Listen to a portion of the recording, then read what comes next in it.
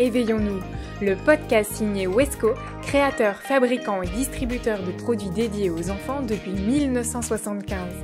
Ici, retrouvez tous nos conseils et nos outils pour que les enfants éveillent le monde.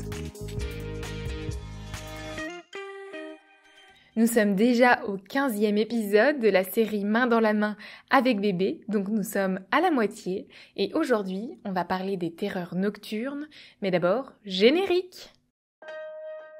Enfin, vous l'attendiez, ce petit bout de machin qui vient révolutionner vos vies. Bébé est lové dans vos bras et vous vous demandez, serait-il livré avec un mode d'emploi ? Vous connaissez la réponse. Alors, chez Wesco, on a décidé de rassembler nos meilleurs neurones dans cette série et de vous accompagner dans cet incroyable voyage.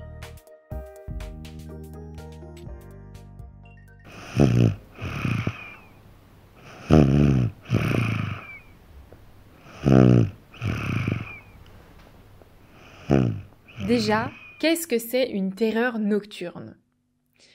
Les terreurs nocturnes de bébé sont de l'ordre de la parasomnie, un événement qui se produit au cours du sommeil. Ce n'est pas une pathologie, une maladie, bien que cela soit très spectaculaire. Elles touchent les enfants dès la petite enfance et apparaissent généralement vers l'âge de 18 mois jusqu'aux 4 ans. Ces terreurs apparaissent au cours du sommeil, lent profond, environ 1 ou 2 heures après l'endormissement. À ne pas confondre avec le cauchemar de bébé classique. Elles ne témoignent pas forcément de situations d'angoisse vécues par l'enfant. Ainsi, sauf si trop fréquentes et fatigantes, elles ne doivent pas être sujet d'inquiétude.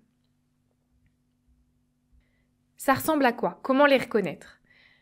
Votre enfant hurle, se débat, a les yeux grands ouverts, mais il dort. Il n'aura aucun souvenir de cet épisode. Quelles en sont les causes ? Hérédité, manque de sommeil, situation stressante, fièvre. Les sources sont assez obscures encore aujourd'hui. Si de nombreuses thèses voient le jour pour l'expliquer, il reste encore compliqué de proposer des théories suffisamment fondées. Mais alors, que faire si ça arrive ? Si c'est une vraie terreur nocturne, votre tout petit n'est certainement pas conscient de votre présence et votre rôle sera simplement de vous assurer qu'il ne se blesse pas pendant cette phase. N'hésitez pas à vous relayer entre parents afin de ne pas vous épuiser. Il faut le laisser dormir. Même si votre bouchon semble très actif et a les yeux ouverts, il est tout à fait possible qu'il soit en plein sommeil. En le réveillant, vous pourriez empirer la durée et l'intensité de cette frayeur. Si toutefois il se réveille, caressez-le doucement ou reproduisez la fin de son rituel d'endormissement. Surtout, on ne gronde pas. Votre tout petit n'y est pour rien et il est possible qu'il ne se rende même pas compte de la situation. Pas besoin de grandes explications. Votre petit bouchon n'a pas à cette heure de la nuit besoin de votre accompagnement psychologique. Ainsi, vous pourrez en discuter avec lui le lendemain, si vous le souhaitez, à un moment de la journée plus propice à la réflexion et à l'échange. On reste dans la chambre. Si rien ne le calme et qu'il est éveillé, vous serez certainement tenté de le prendre dans vos bras et de le transporter jusqu'à votre chambre.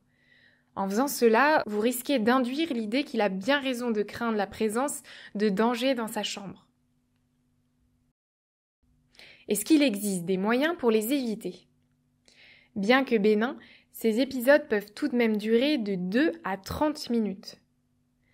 La première chose à vérifier, c'est la quantité et la qualité du sommeil de votre tout petit.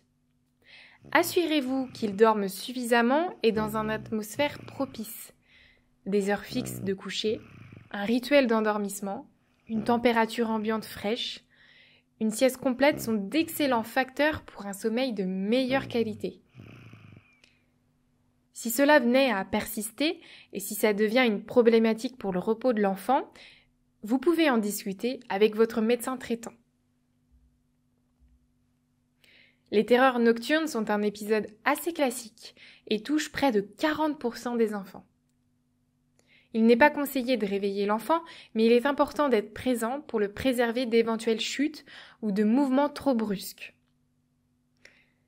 Ce qui est rassurant, c'est que votre petit n'aura normalement aucun souvenir de ces épisodes au matin et que cela devrait s'atténuer avec le temps et l'âge. Merci de nous avoir écoutés. Retrouvez nos épisodes sur toutes les plateformes d'écoute et si vous les appréciez, n'hésitez pas à laisser un avis. Ce podcast vous est proposé par Wesco.